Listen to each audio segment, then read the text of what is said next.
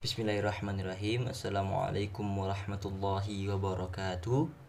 Alhamdulillahirabbil alamin, bihi nasta'inu ala umuri dunya waddin. Wassalatu wassalamu ala Rasulillahil karim sayyidina wa maulana Muhammadin wa ala alihi wa sahbihi ajmain, amma ba'd. Rabbis shrah li sadri wa yassir li amri wahlul 'uqdatam min lisani yafqahu qawli. Amma ba'd. Nama saya Livian Bima Kahardika, saya dari kelas HK 3B. Sebelumnya NIM saya 192121057. Di sini saya tidak memiliki kelompok karena saya pindahan dari kelas lain. Seperti itu. Ya, di sini saya akan menjelaskan tentang ijtihad. Ijtihad dalam penjelasannya memiliki dua cara seperti biasanya, yaitu bahasa dan istilah.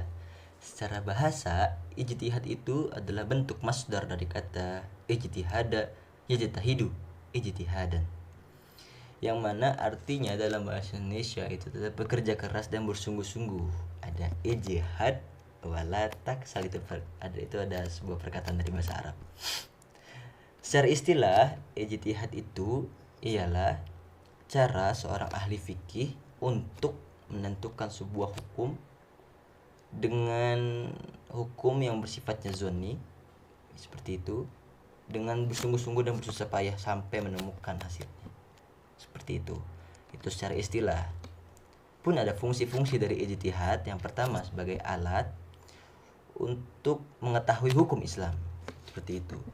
Yang kedua sebagai sumber untuk memperbaharui hukum Islam. Dan yang ketiga ada juga sebagai metode berpikir ilmiah dalam Islam. Sebab karena apa? Ijtihad ini merupakan tempat untuk berpikir. Bagaimana kita berpikir untuk memecahkan sebuah permasalahan. Kemerdekaan berpikir itu akan terwujud dalam ijtihad, dalam berijtihad, seperti itu. Lalu ijtihad ini juga sebagai budaya untuk orang-orang Islam, seperti itu. Nah, pembagian mujtahid ini ada mujtahid mutlak, ada mujtahid muntasib, juga ada mujtahid mazhabi, juga ada mujtahid murajih. Nah, yang dimana mujtahid mutlak kita pertama bahas, yakni mujtahid mutlak itu adalah seorang mujtahid yang mana tidak berpatok pada imam mazhab atau tidak mengikuti sistem dari imam mazhab, dan tidak tidak mengikuti juga pada mujtahid lainnya. Jadi ia mengistinbatkan sebuah hukum itu sendiri dengan ijtihadnya sendiri. Seperti itu. Dengan apa? Dengan metode usul fikihnya tadi. Dengan metode usul fikih dia mengistinbatkan sendiri tanpa bantuan dari imam mazhab, juga tanpa bantuan dari mujtahid lainnya. Seperti itu. Contohnya, tokohnya itu siapa? Yang pertama ada Imam Ja'far Shadiq, juga ada Imam Malik. Nah, beliau itu istinbat sendiri tanpa ikut sistem dari imam mazhab lainnya, seperti itu, atau istinbat mujtahid lainnya. Yang kedua ada mujtahid muntasib. Nah, mujtahid muntasib ini adalah seorang mujtahid yang mengikuti sistem imam mazhabnya, namun ada pula yang mana keputusan akhirnya pun berbeda dengan imam mazhabnya. Contoh tokohnya beliau adalah Abu Yusuf, juga ada Imam Hanafi, mazhab Hanafi, seperti itu. Yang ketiga ada mujtahid lil mazhabi. Nah, mujtahid lil mazhabi ini adalah seorang mujtahid yang mengikuti sistem dari imam mazhabnya, segala apapun ikut dari imam mazhabnya, maupun dalam secara furu'iyahnya juga ikut dalam imam mazhabnya, seperti itu. Dan seorang mujtahid lil mazhabi ini mampu untuk apa? Untuk mengoreksi atau untuk menyeleksi fatwa-fatwa dari ijtihad imamnya. Untuk apa? Untuk membedakan mana yang sahih, yang lebih kuat, mana yang lemah. Aqwa lebih kuat, lemah itu apa? Dhaif. Apa tuh? Lebih lemah pokoknya. Nah, seperti itu. Lalu ada lagi yang mujtahid murajih. Nah, mujtahid murajih ini seorang mujtahid yang mana ia melakukan studi untuk perbandingan mazhab dari mazhab satu dengan mazhab lainnya, perbandingan mazhab, seperti itu, untuk menentukan mana yang lebih kuat, seperti itu, dan mana yang lemah atau kurang relevan lah, seperti itu.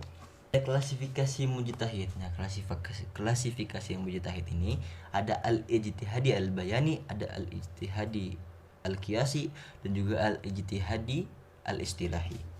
Nah, ketiga hal ini berbeda.